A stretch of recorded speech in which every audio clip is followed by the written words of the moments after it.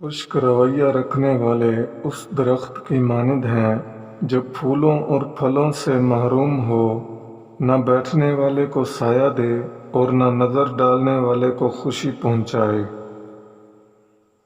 سب سے خوبصورت اور صاف زبان رویوں کی ہوتی ہے، کچھ کہنا سننا بھی نہیں پڑتا اور ساری بات بھی سمجھ لگ جاتی ہے۔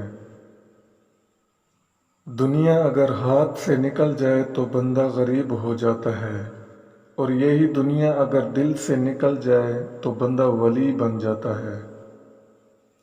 جہاں آپ کی موجودگی لوگوں کے لیے تکلیف کا باعث بن جائے، اگرچہ آپ بے قصور ہی کیوں نہ ہوں، تو وہ جگہ آپ کو چھوڑ دینی چاہیے۔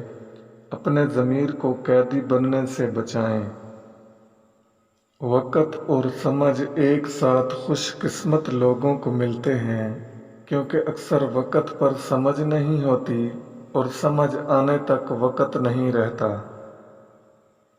اگر آپ کے اندر وہ آواز موجود ہے جو پکار پکار کر آپ کو بتاتی ہے کہ یہ چیز حلال اور حرام ہے، تو اللہ کا شکر ادا کریں کہ آپ کا دل ابھی زندہ ہے۔